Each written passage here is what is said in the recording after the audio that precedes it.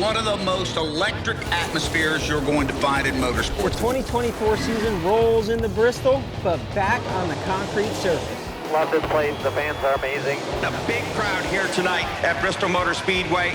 And the Truck and Cup Series are ready to battle it out. The last great Colosseum.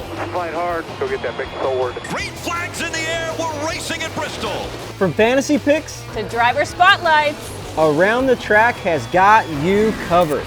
A lot of things can happen. Keep our heads in the game. And what do they call it when somebody drives you into somebody else's wreck? Bottom three. Oh, check out middle hard. The Bristol Stomp. Oh, yeah. Oh, boy. The world's fastest half mile is back and all cleaned up. Bristol, baby. Hell yeah. It's Bristol, baby. Welcome to another episode of Around the Track. I'm Kim Coon alongside Brian Flores, and we are finally back on the East Coast after 2 weekends out west. Yeah, we had a solid West Coast swing and a lot of exciting racing out there in the desert. We saw the ARC race, rain shortened. I know, we never see rain in the desert. I really wanted to see that race finish though, because we talked about Isabella Robusto last weekend. Her ARCA debut, she finishes 6th. Yeah, I think she could have done better if the race did finish. And speaking of finishes, that Xfinity race, crazy finish for Justin Allgaier. Justin Allgaier. Yeah, Oh. that was nuts. And hey, solid day for us. Yeah, top 5. Yep, top 5. We leave the West Coast swing as the points leaders, so that's always good with our 12 bunch. Look at you guys. Let's hope you can keep it through this weekend at Bristol. Yeah, that'd be great. But first, let's take a look at what drivers had to say about the world's fastest half mile. Bristol. Last great Colosseum, a lot of energy, racing under the lights and during the day, concrete surface. You have to remind yourself to breathe. I love going to Bristol. High bank, short track, tight quarters, hot tempers, everything else. Everybody loves going there, checking out that race and seeing what action happens. Bristol Motor Speedway is one of the greatest NASCAR tracks that was ever invented, and it still puts on some of the best racing that you'll ever see. What makes the atmosphere so cool is the fans are right there on top of you. It creates a lot of fan noise. You hear it at the beginning of the race, during the race, and at the end of the race that the fans are so on top of the excitement. As a driver, it's a huge task from mentally and a physically standpoint. Kim, only 2 series running this weekend at Bristol. The Xfinity Series has the weekend off, and the trucks will get us fired up Saturday night, all leading into the Food City 500, 3:30 on Sunday. But first, trucks. Yeah. What are you looking forward to seeing there on Saturday night? Oh gosh, well, if I look at the last race there, the fall race, Christian Eckes, man, he dominated. He led so many laps, and then he ultimately misses out on a race win and a championship 4 spot after Corey Heim wins the race. And so for me, I'm thinking, oh, maybe it'll be a redemption race for Christian. And then I looked at the entry list, Kyle Busch on the entry list, along with Zane Smith, but you really can't bet against Rowdy when he races a truck, and he is so good across all 3 series at Bristol. Not to mention he's in a Spire truck. Those guys are undefeated on the season, so it's going to be tough for any of these young kids to compete with Rowdy this week. And I would predict, as we have here before, him bowing on top of that truck before the weekend. Yeah, might have to bring out the broom. Yeah. Ugh. Well, I hope not. But Bristol's not the only place we're racing this weekend. We see the season opener at Millbridge on Wednesday night at 7:30. Kyle Busch, Brexton Busch. Brexton's a champion out there. And then the IMSA Series at Sebring, Florence Late Model Stocks, and NASCAR Brazil. A lot of exciting stuff going on this weekend outside of Bristol. Yeah, and what stands out to me is that 12 hours of Sebring endurance race in Florida, it is one giant party if you've never been down there. And then a couple things to keep in mind. You've got Lamborghini making its debut in the GTP class. They missed out on the Rolex, but they're here now. And then also some NASCAR names in the mix. So obviously Xfinity Series has the weekend off. Jesse Love will be making a start down there in the Mazda Series, so getting a little more road course experience before he takes on a road course on the Xfinity side. And then Connor Zilic, you know, up-and-coming name. He'll also be in the Mazda Series. He had some success early this year in Daytona 24. And Jesse Love, another second-place finish. He's dueling at the line this weekend at Phoenix, so a lot of momentum on their sides. They get the weekend off, but they say, hey, we're still going racing. I'm going to race myself. Are you? Yeah, Friday night. Where can we watch you? Yeah, the Easter Bunny weekend. The past series is at Hickory, so Friday night opened up. We got a street stock. We're going to go up there and have some fun. 50 laps on Friday night, and then get ready to go to Bristol on Sunday. Yeah, absolutely. And speaking of Bristol, here's some more driver thoughts on Bristol Motor Speedway. Bristol's unique because small things really, really matter. And whenever you make a good lap at Bristol, it feels so easy. and the car just rolls around the corner and it doesn't slide at all. So yeah, whenever you hit a good lap, it feels really good, and it's hard to do. It's very hard to do because you're pushing the car very hard, and one slip means a lot of time lost. Crashing. There's just so much opportunity, so much G-forces, and stuff's happening so fast, and when crashes do happen, it's just hard to get stopped. I've piled into crashes there plenty of times. Just we're going so fast, and you can't get slowed down. It's a small track. Kim, we haven't had a spring race here on the concrete in 3 years, and the next-gen cars have never run here during the day. What does that mean for these teams? Well, it means they have a limited notebook. Now, it's not a blank notebook because you think about practice and qualifying in the fall. They happen in the late afternoon, so there is some sunlight. And then last year, the race actually started an hour early, so they got more racing under sunshine than they're used to, but very different than racing the entirety of those laps under the sun. So I think the crew chiefs are going to be eager to fill their notebooks because we know that Bristol is a playoff race, and so they're going to be able to pack their notebooks more full, maybe, than they have before. Yeah, and they're going to, practice and qualifying is going to be super important to figure out what the track's going to do, what it's going to change. It'll go through a different progression than it does just, throughout the whole day instead of going day to night. And we look here, back to abbreviated practice this weekend. So a 20-minute session followed right by qualifying. That kicks off Saturday at 5 p.m. Like we said, 3:30 p.m. Eastern time at the Great Colosseum, so I'm ready to get fired off. Yeah, and I think qualifying is going to be really important. It's a short track. You can use your bumper to move people out of the way, but we know how that groove moves up to the top, and so it can be hard to pass at Bristol. Absolutely. Yeah, so with the race back on the concrete, let's take a look at the last concrete winners at Bristol. A big crowd at Bristol Motor Speedway. One of the most electric atmospheres you're going to find in motorsports. Larson's going to win at Bristol. What a race! Let's go! Chris Buescher will win his second Cup Series race, and it happens at Bristol. And this is just so special. This team did such a great job. Just so special here at Bristol. I love this racetrack. I love the fans. I love every time we come here. It's so special to me. Denny Hamlin has put together an amazing race, and he wins the night race at Bristol. For the love of the game, it is the Bristol night race. Yes!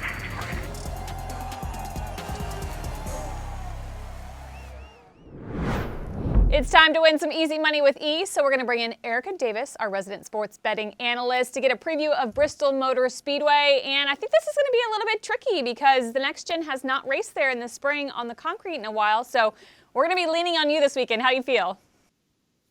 I mean, I'm feeling like you. It is going to be a little bit tricky, actually a lot bit tricky from a betting perspective, like to handicap this, because as you mentioned, we're going back to a concrete track at Bristol for the first time in the spring in a while. So that means we don't have a lot of betting trends to lean into, but we're going to figure it out. And I'm going to give you guys a few best bets so that you can find different ways to win some cash this weekend. Love to hear that. So with that in mind, let's talk about your first best bet of the weekend.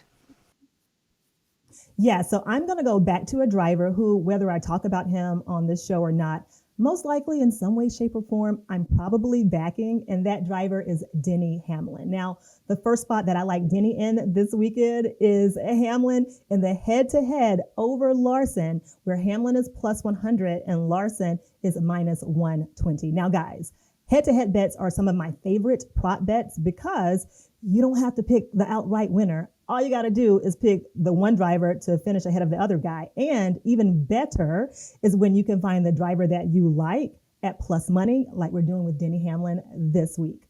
So when it comes to Hamlin and Larson at Bristol and at short tracks in general, they've got similar records, but Hamlin has 3 wins at this track. Larson's got 1. Give me Denny Hamlin at plus 100 to win the head-to-head over Larson. Love the emphasis on Denny Hamlin. He might just be in my fantasy lineup this weekend. Okay, with that in mind, what are some other best bets for the weekend? Kim, you're such a smart girl putting him in your fantasy lineup. My second one is group bets. We have not yet talked about group bets this season, Kim. Group bets are similar to head-to-head bets in the sense that you don't have to pick the winner of the race. All you have to do is pick the driver in the group to finish ahead of all the other drivers. So at some books, you'll find the groups at 4, 5 drivers, 6. But this particular group I'm looking at has 4 drivers. Larson at plus 225, Seabell and Denny Hamlin at plus 260, and then they got William Byron at plus 345. I'm backing Hamlin again at plus 260, and I originally was only going to throw a little bit of money on Hamlin at plus 260, but Kim, the longer odds and the bigger payout, they were calling my name, so I'm going to sprinkle a little bit on Byron too at plus 345. But let me tell you why. At short tracks, Hamlin is typically runs better than Byron, but Byron and Hamlin are both averaging top 5 finishes at short track. So just put a little circle around both of those drivers' odds to dedicate a little bit of your bankroll to both of them having a good finish in that group. And the final Hamlin odds that I like this weekend is his top 10 drivers' odds. Right now, I have found him at minus 280. Now, that's not going to give you a huge payout, but I feel like Denny to finish in top 10, minus 280 is a pretty safe bet for Bristol. It sounds like fans should be putting money on Denny Hamlin, but we always like to give them options if they don't want to choose a specific driver, whether it's a head-to-head, a group, an outright. So what are some of the bets we can look at that don't involve drivers? I'm glad that you asked about options because I've got 2 options that I'm super excited about this weekend, Kim. The first one is winning manufacturer. The second is the race to go overtime. But before I talk about the winning manufacturer, I got to ask you, how do you feel after last week when we talked so much about Chevy dominance and then Toyota goes and just does a damn thing? How do you feel about that? I gotta be honest, I have no clue which manufacturer is gonna come out on top this weekend. That's why I've sprinkled all 3 of them in my fantasy lineup. I like that. You sprinkle them up through your fantasy lineup. That's really, really good, actually, Kim, because it's a crapshoot. Like this weekend could be any manufacturer's game to take. But because of how well Toyota performed last week at Phoenix, I'm not fading Toyota in Thunder Valley. Give me Toyota as a winning manufacturer at plus 145. They came off that weekend. They had 4 cars in the top 10, and Denny Hamlin won this race last fall. Remember, guys, shop around, though, because I have found Toyota at plus 145 as a winning manufacturer at some books. At other books, I found them as short as plus 120. So whether it's Toyota or Chevy or Ford, you want to get the longest odds for the biggest payout. And then finally, my last bet for the weekend is the race to go overtime at plus 500, where a $10 bet wins you a total of $60. Now, guys, from a strictly racing perspective, we know this race is probably not going to go into overtime because it's been, 8-10 years since Bristol went into overtime on the concrete. But here's my NFL analogy. There'd only ever been 1 Super Bowl before this year that had gone into overtime. This year, the Chiefs-Niners Super Bowl closed at plus 900 odds to go, yes, overtime. We got overtime. So this is more of a long shot bet. Throw a few bucks on it. You want to be on the right side of history if the overtime hits. And if it doesn't hit, you haven't wasted too much money. Such good information. Thank you so much, Erica. We'll see you next week as we preview the first road course of the season. And if you're making bets this weekend, there are a few things you need to know about the concrete at Bristol in the spring. So here's Larry McReynolds and Todd Gordon from NASCAR inside the race. So now on to Bristol. Concrete half-mile, high-banked racetrack. We bring the intermediate aero package here. NASCAR keeps that for Dover and Bristol because the center corner speeds are so high. They left the downforce in the cars here. It's back to the package we had at Vegas, but there's a caveat to it. We could run in the damp racetrack, right? Yeah, and I think the key is a damp racetrack, but the caveat, unlike road courses where NASCAR kind of lets the teams make a decision either to put the wet weather tires on or not, NASCAR will say, okay, everybody put wet weather tires on, everybody take wet weather tires off, because you know there's a speed discrepancy, and at a half-mile racetrack with probably 36 cars, the high bank concrete, they'd just be driving over the top of each other. Yeah, it's a great call to just make that call for the teams and put it forward. Hopefully we don't have to deal with any of that. We've got sunshine and good clear weather. Love that we're going back, much like you, love that we're going back to concrete. I love the fact that I get to have a race that I build a notebook for my playoff race coming back. And it's a great place. You see guys all the way up the top. When the rubber gets up there, the bottom works pretty well too. It's a good racetrack. So, like you just heard, no short track package at an actual short track, but there's a reason for that. High banking, heavy loads on the cars. With that in mind, though, what should we expect out of drivers and teams? Yeah, same tire and the same package we went with last year, so the Chevrolets are the only ones with the same car. So keep talking about notebooks. Their notebooks should be a little bit thicker than the Fords and the Toyotas. Saw the Toyotas dominate last week, but different package. That being said, this is where Denny Hamlin beat all your favorite drivers last year, so I'm excited. I think about Bristol, and I just think about all the challenges, mentally and physically for the drivers, and then for the teams too. Specifically, pit road is a hard one, so I do not envy your position this weekend. Well, that all starts when you unload, right? Having a solid practice effort leads you right into qualifying. Getting a good qualifying lap sets you up with a great pit stall. Let's hear what the drivers have to say about pit road here in Bristol. Turning off the banking is not easy. It's just such a flat. Turning on the asphalt, which has less grip than the concrete does. And then it's just very, very slow. And then the time over distance for the corner part, if you cut the distance, you're going to have a faster time. So there's nothing to really go off of other than I feel the banking going up. So I can feel my right side tires going up and down the banking. That's my cue that I'm in the right spot. Pit road is full of games. So we have the radius under yellow flag conditions where you have to run around, I believe that's turns 3 and 4. So you're trying to maximize your pit road speeds. And so you're accelerating in the corner, and then you have to decel whenever you get back to the straightaway. Pit road's really tight, so it's hard to get a good pit stall with an opening in or opening out. And yeah, it's easy to get blocked in and very hectic for sure. So we just started to touch on it, but pit road, very challenging here, specifically for the drivers. 2 different things you have to do, whether you're under caution or green. Under caution, you have to do the whole length, so both sides of pit road. Under green, you come in on your side. So that's one of the big things that pops out to me. But as a crew member for you, pit road, what's your oh my gosh? Well, it's just so tight, so if you don't get a good qualifying effort, there's not a lot of openings at Bristol at all, and it's kind of the corners, the first pit stall, the last pit stall on the front stretch, and then vice versa on the back stretch. So if you don't get a great pit stall, a lot of guys are on the lead lap, you have to take care of your equipment. You got people coming around you. You got to stop short, stop long. And if you roll your tire and it gets a little bit too far away, I mean, that's a quick penalty there. So it's a place you don't want to set yourself behind, but you also have to be aggressive because track position is key. The boxes seem really tight too, so easy to make a mistake whether you're a driver or a crew member. Everything is tight, yeah, and you just have to learn to deal with it. Everybody there is gonna have to deal with it at some point in the day unless you qualify on the pole. So you can put your big boy pants on and get a pit road at Bristol. One of the drivers who's going to have to navigate all of the challenges, both on pit road and on the track at Bristol this weekend, is up-and-coming driver Rajah Caruth. What a moment this is going to be for this young man. Rajah Caruth wins in Las Vegas, his very first NASCAR Craftsman Truck Series victory. Really proud of you, man. Way to execute all night. Congrats. You deserve every bit of this, bud. 7th driver to score his first career win right here at Las Vegas. As we look at Rajah Caruth's 2024 stats, the thing that sticks out to me the most here, 3 top 10s in the 3 races we've run this year.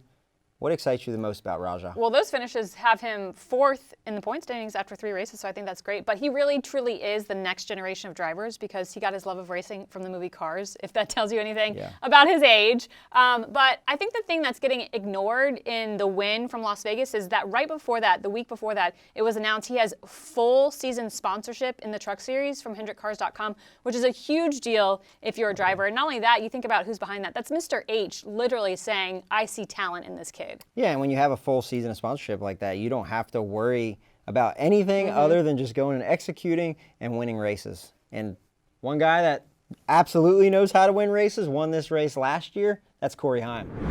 Tonight, it's all about executing what you do in your truck. Handcuff, don't let this place frustrate you. Go time at Thunder Valley. Really some intense battles on this racetrack. Look at Heim up there, knocking on the door, trying to get by. You got to go, and you got to go now. Majeski continues to fight for position. It's allowed Corey Heim to catch the race leader. Heim He's for the there. lead. 11 on point at Bristol. Check your flag, buddy. Corey Heim, a winner at Bristol. Oh, yeah, boys, let's go! Hell yeah, man. This is insane. I feel like I've given so many away this year, and to win one at the end like that is so special. Proud of y'all. Nice job. Here's a look at Corey Heim's stats at Bristol. Like you mentioned, Ryan, won this race last fall, so is he the favorite this weekend? I think the 11 team's been the favorite kind of since last year. The Scott Zipadelli led team, always fast. and they know how to win. Yeah, he's won 5 truck races so far in his career. But the big thing for me is he's a reserve driver for Legacy MC and 2311. So Cup team's already tapping the talent. Yeah, and he had a great race last week in Phoenix with Sam Hunt Racing. Gave them their best ever qualifying effort in third and was up front all day. So a lot of big things coming for this kid. Well, you get to see Corey Heim and Raja Karuth race this weekend. It's the tough trucks of NASCAR at Bristol Motor Speedway. What does fearless look like? Like trading paint with a champion. Like starting in the back of the pack and stopping at nothing till everyone is choking on your dust. What does fearless look like? Find out for yourself. Kim, as always, a lot to do at and around Bristol Motor Speedway this weekend. One thing I'm pumped up what's about. on your list? Trackside Live. Ooh, like Kenny a little Wallace, throwback. Yeah, Kenny Wallace, John Roberts, back on the stage Sunday morning before the race. So it's like a little bit of a throwback, I think. Yeah, for me, I think the driver appearances and autograph sessions throughout the weekend, so many. You've got, I know Ryan Preece is on the list, Chase Briscoe, Ross Chastain, among others. But Bristol is such a great track for the fans. You really get a sense of like their energy and enthusiasm. And then there's not a bad seat in the house. We talk about all the fan stuff to do throughout the weekend, yes, but then in terms of actually watching the race, every seat is good at Bristol. Yeah, there's a ton going on, and you can follow everything that's going on this weekend at BristolMotorSpeedway.com. And next up, Ryan and I are going to give you our picks for NASCAR Fantasy Live. Take your pick. My gut feeling tells me I've already put him in the garage. If they can execute, they can pull off win. That's who I'm going to pick. So this week, Ryan and I are going to help you set your fantasy lineup with our 5 picks. I don't know about you, but this was really hard for me. Maybe because we haven't run on the concrete in the spring in a while, but what'd you think? Yeah, and it's early in the season, so you don't want to use up all your good people, but this is who I have lined up. The five that I picked, Brad Kay, Chase Elliott, Joe Logano, Kyle Busch, and Bubba Wallace. The 2 that scare me a little bit, Kyle Busch, this is his best racetrack. Saying that he scares me going to Bristol scares me even more because this is his best place, but they had just a terrible run in Phoenix. And Joey Logano, they didn't have a great run last year in the fall, but I'm thinking him and Paul Wolfe can right the ship. Enough about my fantasy team. You have picked the winner almost every I know, week. but the pressure's on. I'm going to switch mine once I see yours. Oh, I don't know about that. Like I said, I had a hard time. And the interesting thing is I only have one of the same picks as you. So here are my picks. So I have Kyle Larson, Denny Hamlin, Christopher Bell, Brad Keselowski, and Michael McDowell. So like I mentioned, only one the same as you. That would be Brad Kay, 3-time Bristol winner. And I think he's got some momentum, especially after his finish last weekend. So I think he's kind of riding that wave into this weekend, I'm hoping. And then Larson, for me, 870 laps led at Bristol, or his second most at a track behind Dover. And Dover's a very similar track, so I think Larson should be one that you have like in your lineup for sure. Inevitably, somebody on your lineup is going to win. I go back to Brad Keselowski. Chris Buescher won this race 2 years ago in an next-gen car. They both finished inside the top 10 this past weekend. I wanted to go with Chris Buescher, but he's going to have some different pit crew guys this week because of suspension. So I think this is the week that Brad punches through. Well, hopefully you'll take into account some of our picks as you make yours. Don't forget, you can make your picks at NASCAR.com/fantasylive and set your lineup before the green flag waves on Sunday. It's decision time, NASCAR fans. Who gets you the points? Who gets you the wins? Who gets you the bragging rights? Who gets you the championship? Sign up and play today at NASCAR.com/fantasy. Well, Kim, the white flag is waving here at around the track. Yep. That means it's time to add some nuggets. That's right, and this weekend we are turning your white flag green because it's St. Patrick's Day. So with that, we've got a great tweet from Daniel Hemrick. Apparently, he moonlights as a landscape artist. Well, I know that him and Kenzie have 2 kids now, so he's gone full dad mode. I wonder if he has the white New Balances and he's out there just cutting his grass. But when you start posting pictures like this and being excited about your grass, it definitely tells your age. Absolutely. He's not the only driver that we've learned recently that likes to landscape and pays attention to the lawn. On NASCAR Full Speed, the Netflix documentary, Christopher Bell, also into lawns. And then during Daytime 500 Media Day, learned that Eric Jones, also a big fan of the landscaping. Well, it's definitely not easy, but one place it is easy to do some landscaping is Bristol Motor Speedway. We're heading there this weekend, and there is not a blade of grass in sight. No grass. If we put all of the Cup Series drivers on lawnmowers and had a race, who would win? I don't know. Probably Daniel Hemrick. All right. We'll see what Daniel can do this weekend at Bristol. Yeah, I'm excited to get there. We're not on your fantasy team, so I'm a little nervous about the 12 teams' chances, but We'll see how we do. Yeah, that's right. Thanks for joining us this week. Next week, we preview COTA, all 3 series back on action for the first road course. Yeah, ready to get down to Austin. But first, the last great Colosseum.